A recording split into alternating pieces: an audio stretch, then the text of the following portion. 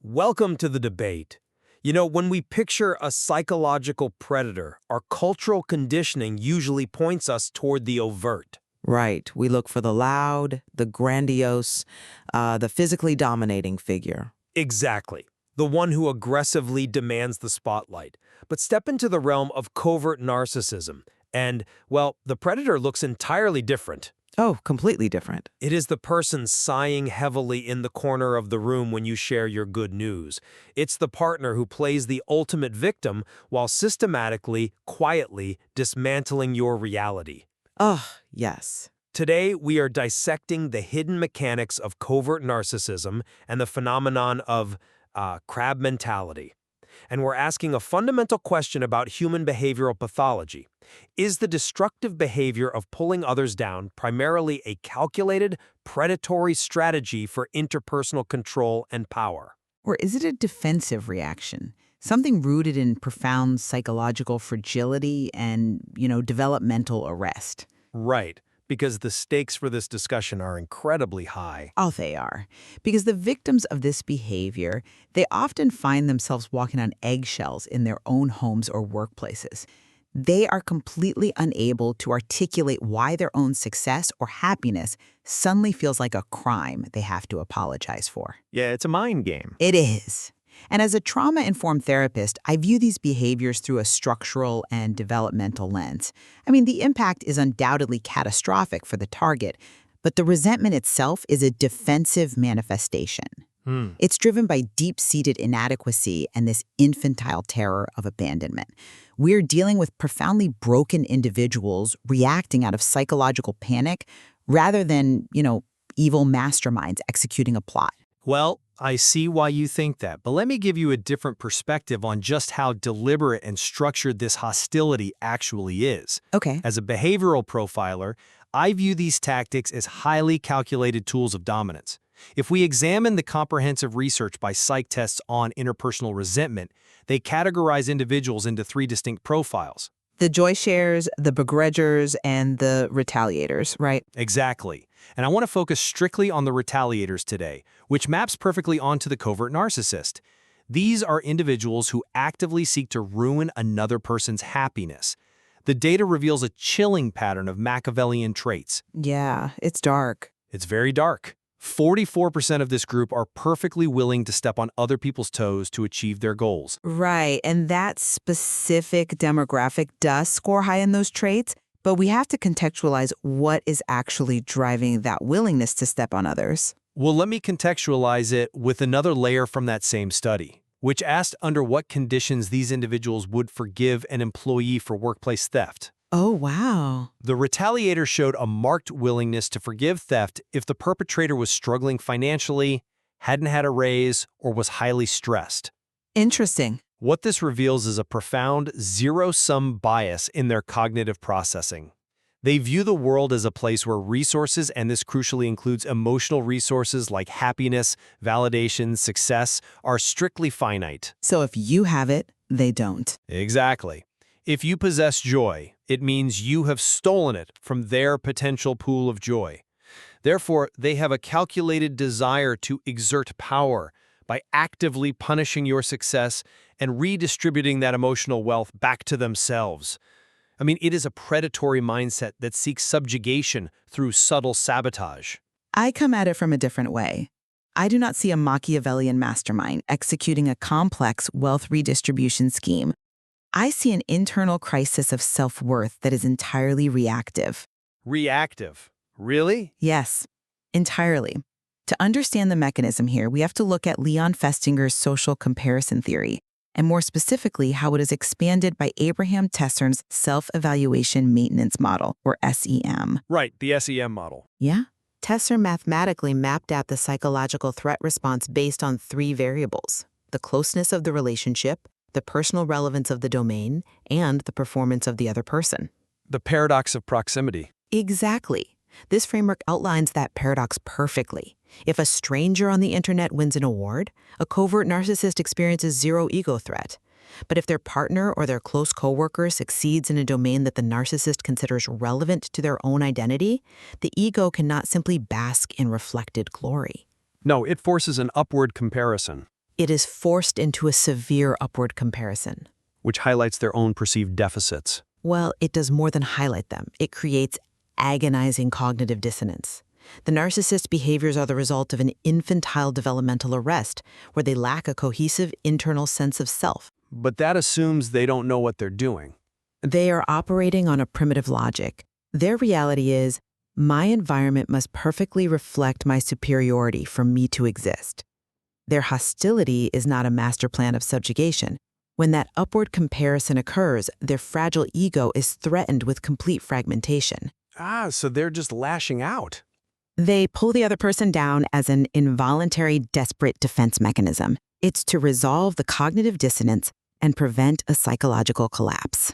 Yeah, see, that theoretical framework assumes a lack of conscious awareness, which I find highly problematic when we look at the actual tactics they deploy on the ground.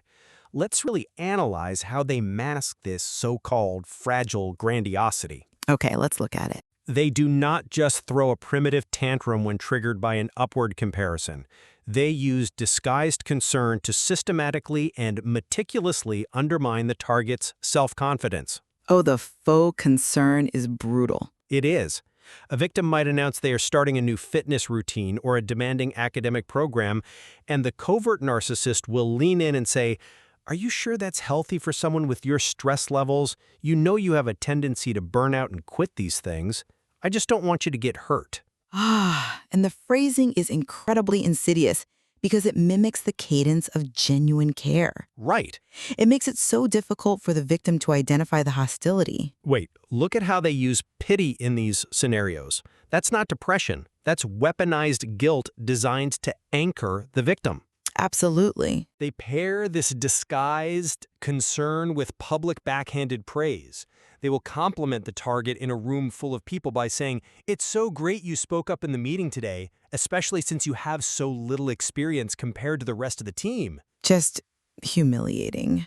And we must analyze the liar's frown. Oh, yes. This is that split-second micro-expression of absolute discontentment and disgust that flashes across their face the moment they hear the target's good news, just before they pull the mask back up and offer a hollow congratulations. It's a chilling moment to witness. And they intentionally pair these micro-insults with calculated cycles of love bombing and the silent treatment.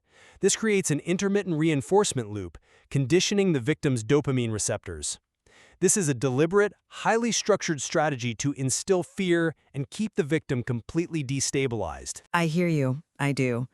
But I'm sorry, I just don't buy that this requires conscious predatory calculation. Let me tell you why. Please do. The impact on the victim's reality is absolutely destructive. There is no minimizing that. And this is exactly what trips victims up in therapy. They obsessed over the question, how could someone who claims to love me sit down and plot this? Because they are. No, but the intent remains profoundly reactive. Think of the origin of the term crab mentality, the literal crabs in a bucket phenomenon. Right, pulling each other down. Yeah, but when you observe real crabs in a bucket, they do not maliciously hold a meeting at the bottom, analyze the structural weaknesses of the bucket, and plot to ruin the escaping crab's life out of spite. No, they grab the escaping crab to pull themselves up. They grab on out of instinctual, blind panic. They possess a desperate biological drive for their own survival, and their nervous system dictates that they use whatever object is above them for leverage. Okay. Apply this directly to the neurobiology of the covert narcissist. Because they lack a cohesive self, they entirely lack internal emotional regulation. They outsource their emotional stability to the people around them. So they use the victim as a regulator. Exactly. When a partner becomes successful, happy, independent, the narcissist's limbic system hijacks their prefrontal cortex. They are terrified. They panic that this independent partner will realize they no longer need the narcissist and will abandon them. The emotional abuse, the backhanded compliments, the heavy sighing, the playing the ultimate victim is just the narcissist blindly grabbing at the escaping crab to survive an internal emotional apocalypse. I'm not convinced by that line of reasoning. Why not? Because if this is merely a defensive panic, right, a blind limbic system grabbing for survival, why do these individuals exhibit such high measured levels of schadenfreude? Well, If they are just panicking infants trying to avoid abandonment, why is there sadistic joy in the destruction of the target? The psych tests data explicitly shows that 33% of retaliators actively enjoy hearing about other people's misfortunes. That is true, but Panic is characterized by frantic desperation. This behavior is characterized by a cool, smug satisfaction. Look at the manifestation of passive resistance in the corporate environment. okay, corporate is a good example. Right. A covertly narcissistic colleague doesn't just panic when you get a promotion. They actively and deliberately sabotage your presentation timeline by delaying their necessary inputs. They intentionally withhold vital information that would help you succeed, knowing full well the consequences. Yeah, that happens all the time. And when you inevitably stumble because of their sabotage, they revel in your failure with a smirk. That demonstrates a predatory, calculated pleasure in inflicting failure. That is completely separate from a mere fear of abandonment. That's a compelling argument. But have you considered the concept of Glückschmerz? Glückschmerz? Yes, it's a term coined by Wanda Tanaski in 1985. It literally translates from German as pain at another's luck. Okay, pain at luck. Glückschmerz is often positioned as the psychological opposite of Schadenfreude. But researchers like Niels van de Ven have demonstrated they're two sides of the same functional coin. How so? These emotions do not exist in a vacuum. They function as internal, evolutionary signals of balance or imbalance. Well, the question then becomes, whose definition of balance are we using? We are using the highly distorted, deeply pathological worldview of the narcissist.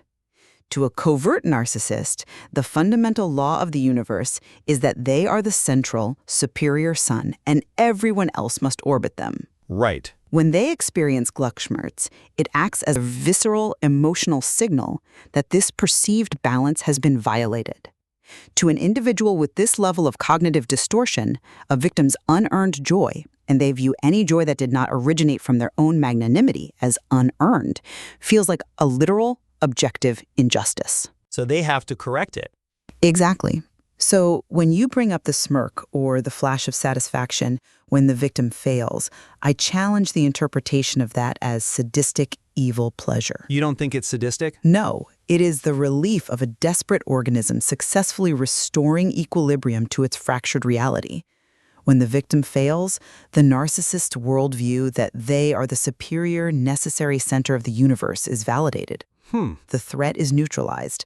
It is a pathology of emotional regulation, trying to correct a perceived injustice, not a James Bond villain executing a master plot. Look, if their internal mechanism requires actively pulling down the brightest planets to maintain the illusion of their own gravity, we have to examine what happens when that mechanism scales up. Okay. Regardless of whether we label it Glückschmerz or predatory sadism, the real-world application of this behavior creates a systemic fallout. When this psychology goes unchecked in a family unit or a corporate structure, it scales up into tall poppy syndrome. Tall poppy syndrome, yes. This cultural phenomenon originates from the story of King Tarquin the Proud in ancient Rome, who instructed his son on how to control a rebellious city. He didn't suggest fighting the army. He simply walked through a garden and silently sliced the heads off the tallest poppies. Chilling metaphor. It is the ultimate metaphor for systemic subjugation. The covert narcissist systemically cuts down anyone who stands out, anyone who threatens to raise the baseline of excellence or happiness. And the psychological destruction of the victim in this system is absolute. I agree. The systemic toll is devastating.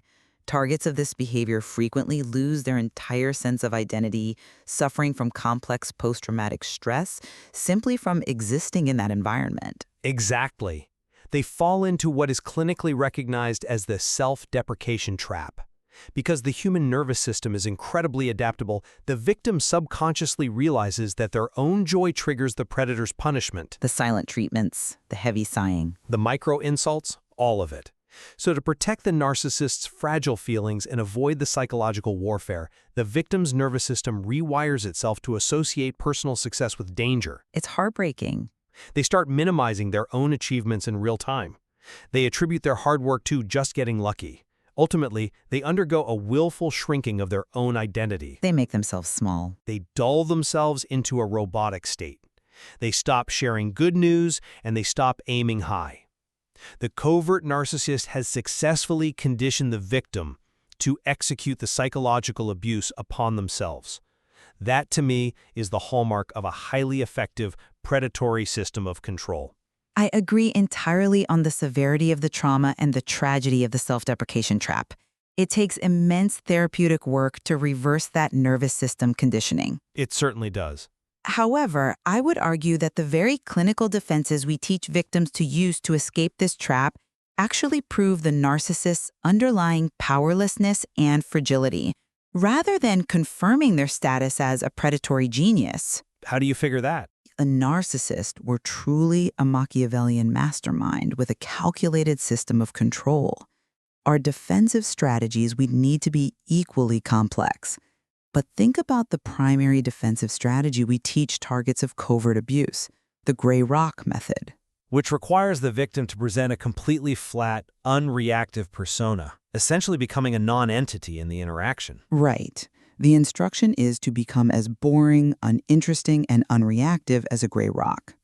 The target stops arguing, they stop defending themselves against the absurd accusations, they stop asking the desperate question, why can't you just be happy for me? Yeah, they just detach. The mechanism of gray rock works because it completely starves the emotional parasite.